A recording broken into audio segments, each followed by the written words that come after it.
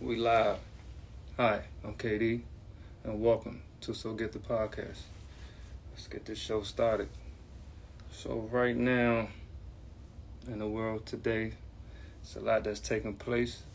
And today I would like to start off with a restaurant that I used to enjoy going to and eating there. During the games, football games, basketball games, whatever sports that's actually on TV. Buffalo Wild Wings, right? Yes, Buffalo Wild Wings. I'm not sure if you all have heard about a man in Chicago is suing Buffalo Wild Wings, claiming that the boneless wings are not actually made from wings,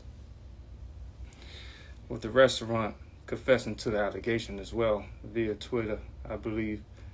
Filed a lawsuit against the Buffalo Wild Wings chicken wing chain last week for false advertising, saying the boneless wings are overpriced since they are basically chicken nuggets.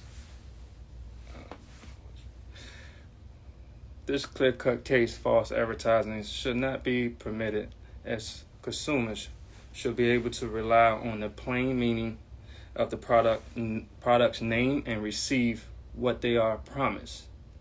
It's a good business practice if that's true.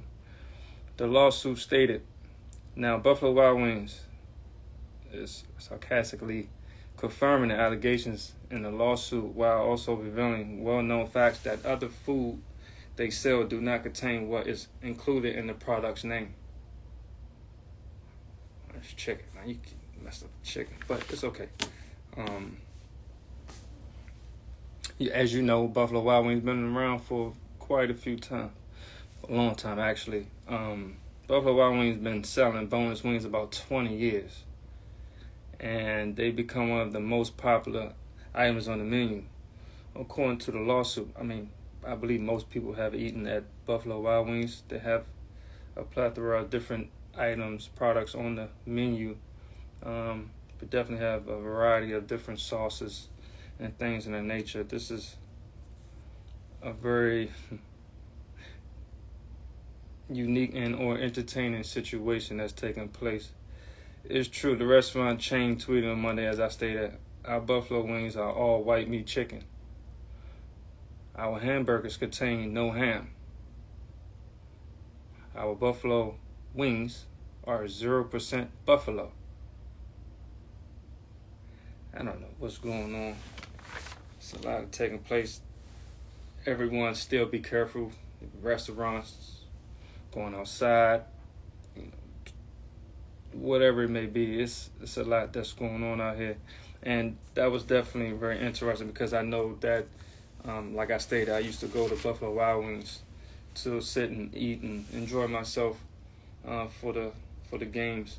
And I know coming up will be, like the NFL Combine, which that just passed. The NFL Draft. People want to be entertained and sit and just enjoy the show, right? Now that this is out there, people will be skeptical going forward with, I guess, going to Buffalo Wild Wings. But to each his own. To each his own. Can't mess up the chicken, though, Some people out here do love some chicken. So, I guess real chicken. At the end of the day, something else has came across my radar, right? So I seen something. The IRS says something about illegal activities. This is a reminder to thieves reported stolen property value. Income from illegal activities, such as money from dealing with illegal drugs, must be included in your income.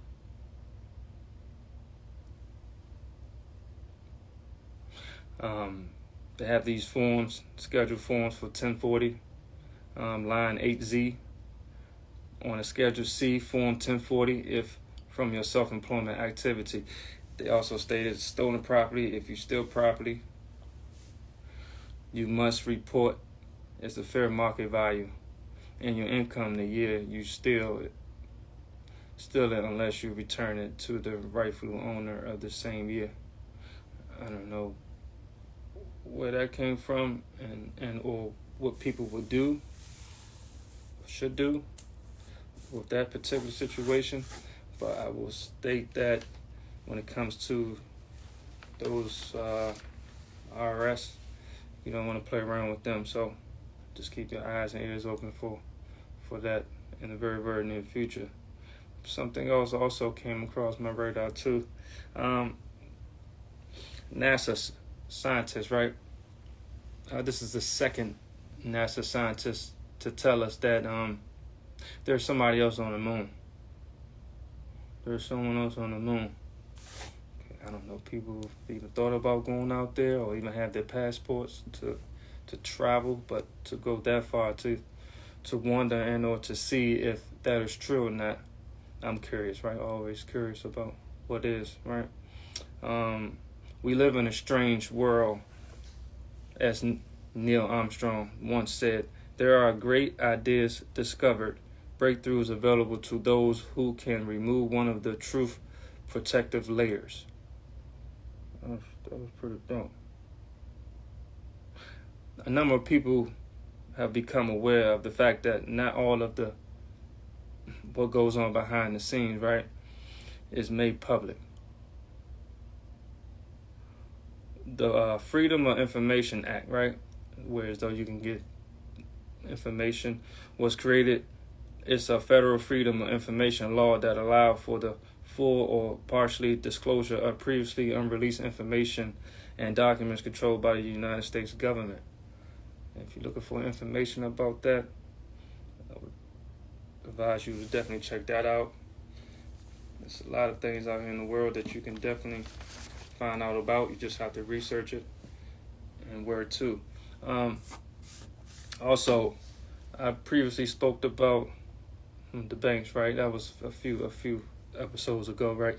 A CEO of Bank of America predicts that most people won't even notice slight recession, but warns interest rates won't come down for at least a year. Who predicts the figure won't begin to dip for at least another 12 months, right?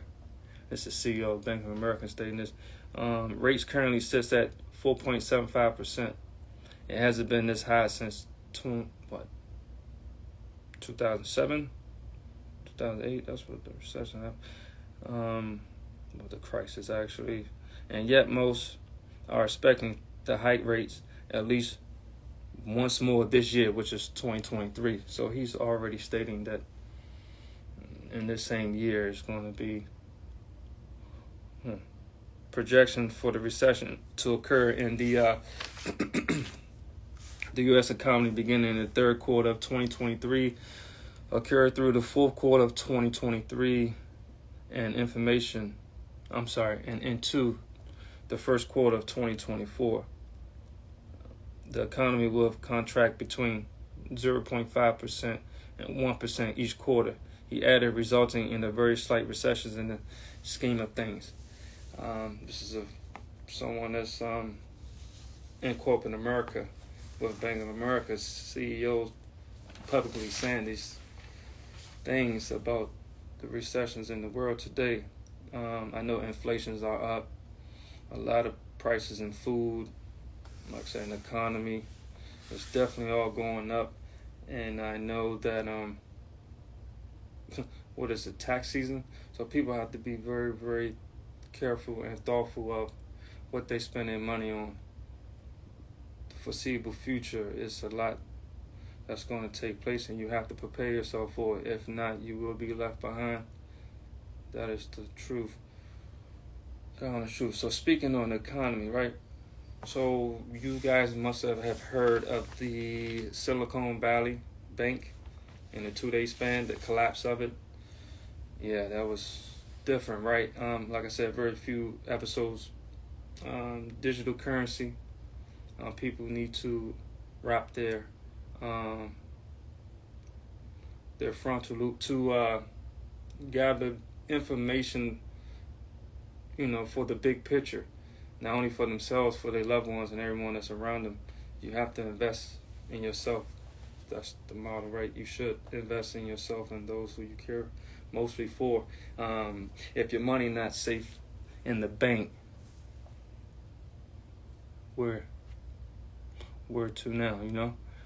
So it was a former chairman of the Federal Deposit Insurance Corporation, FDIC, right, believes that more banks' failures are on the horizon amid the fallout from the collapse of the Silicon Valley Bank, as I stated. The SVB, the 16th largest bank in the U.S. and institution for tech startups. A lot of people go there for nearly 40 years. Just all of a sudden just collapsed, right? Consumers began to run on their deposits. The run began on a downward spiral that ultimately led to the figure out how to pay back its roughly $150 million in uninsured deposits. SVB swift downfall was the largest for such an institution since the 2008 global financial crisis. That's when the real estate, that's around the time Obama was in office. So these things is what taking place. Seems as though once again, I believe this go around might be the worst at this time that around this time the banks, bro. Like, okay, Sheila Bair, who served as the FDIC chair from 2006 to 2011, overseeing bank failures and other during the global financial crisis as well. She stated as well, situation should be a wake-up call to other banks about factors might lead to failure beyond the quality of its loans and assets. Gotta protect the assets. SVB customers being so focused on one industry. Why only one? Experts believe it would not have otherwise failed without the run of deposits. So I came across also, I believe the federal government got themselves involved and It seems as though they are always involved to help with the consumers' money, or I guess for them to be able to get to their money. I believe they said as of yesterday, Monday, they will allow the consumers to actually get their money and to take out their money or to add money. You guys got to be careful about that, because in a 2-day span, money just magically just disappeared, right?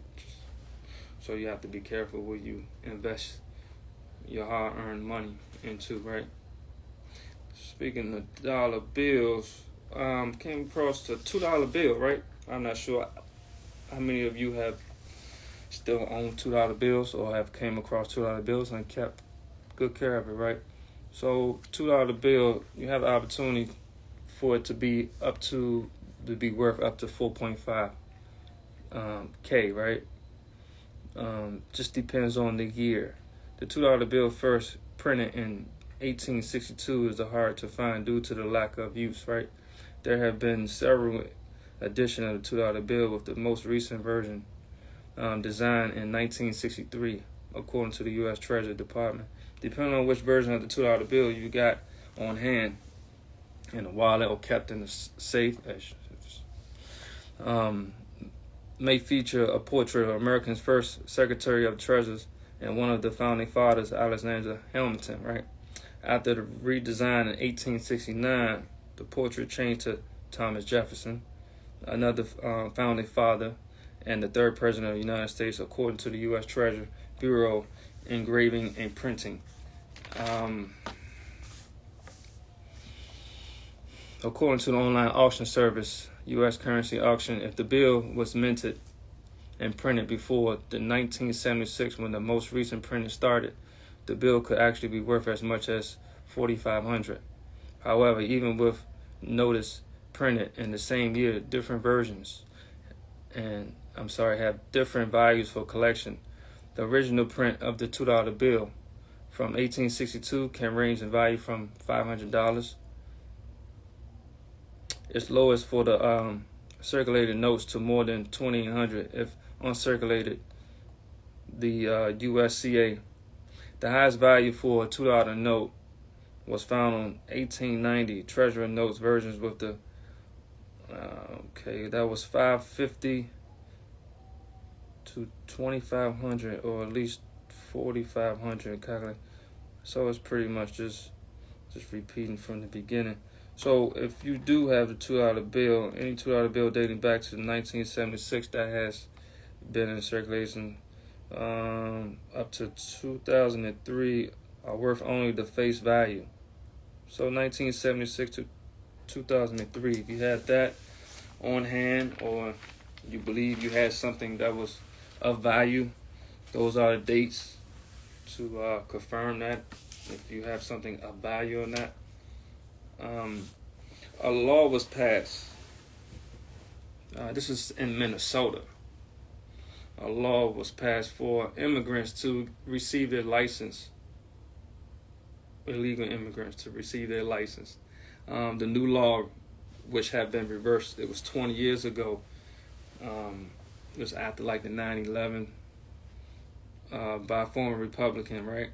Immigration status would no longer disqualify for more than 80,000 people from getting Minnesota driver's license under the bill signed by the governor. 18 other states grant license to residents regardless of immigration status, according to the National Conference of State Legislations. The new law, which takes effect back in October, reversed 2003 changed by the government, burned people without legal status from getting licensed, citing security concern after the September 2001 terrorist attack. Right, it's very unfortunate for that. They say they're going to erase the 20 years of the bad policy and lift up the dignity of Minnesota. Right, that's the governor was speaking of that.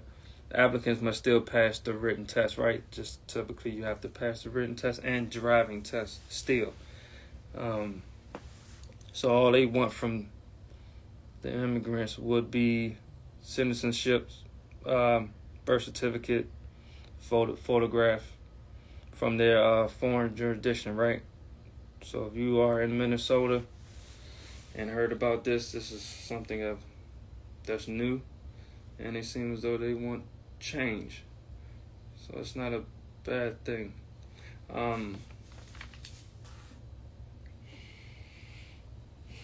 Now, as far as sports, right? I see it's the off season, right? I believe free agency just started, I believe Monday. A lot of franchises are making moves as they do every year. But I wanted to focus on one particular franchise that trying to do what's best for their franchise, not only for the present time, for the very near future, because they are a very young team. Chicago Bears. They traded the first overall pick to the Carolina Panthers. And Carolina gave up their first round pick, swap for the first. They gave up their 9th. They gave up a future first round, second round, and another future first round, and another pick. And also a player by the name of DJ Moore. He's pretty good. He was arguably the best player on Carolina Panthers. For Chicago to add that to Justin Fields to give him another weapon, that's a great pickup for them. It was rumored that they was looking to possibly replacing Justin Fields with another quarterback. Maybe 4 or 5 quarterbacks in this year's NFL draft that I see will possibly go in the first round. Wouldn't surprise me if 4 of them went in the top 10. So Chicago is definitely showing the world that they trying to win for their fan base. By them going to the 9th pick, I'm not sure if they're going to stay there. If they do, I still believe that they should pick the best defensive player that's coming out of Georgia. Carter, the young man, earlier got in trouble for drag racing. As a young man, you have to be very, very careful when you are in these positions to change your life and your family and those who are around you. So you have to be very careful on how you move and who you surround yourself with. So I believe Chicago should still, if not him, the best available defensive player for the D-line. And Chicago will make a lot of noise in the very, very near future. I'm not sure what the Carolina Panthers are going to do with that first pick. It should be a quarterback. I believe they just picked up a veteran quarterback. I believe it was Andy Dalton. So for them, they want him to be a mentor and or a bridge for that franchise. It's not a bad decision. But with the first pick, that first overall pick should definitely play. Won't be surprising if it was Anthony Richardson, right? He tore up the combine. From the vertical, from the broad jump, the 40-yard dash. Some fans are saying that he's the second coming of Cam Newton. But that is the case. I don't think too many Carolina fans would not want that. If someone of that magnitude, Cam was a winner in Carolina. Actually took him to a Super Bowl with Ron Rivera, right? And that's definitely a thing to look out for in the NFL draft coming up. The Commanders, they definitely started off the offseason with filling some needs with backups, potential starters that have started a few games for the previous teams. They picked 2 offensive linemen. One was the right tackle for the Kansas City Chiefs.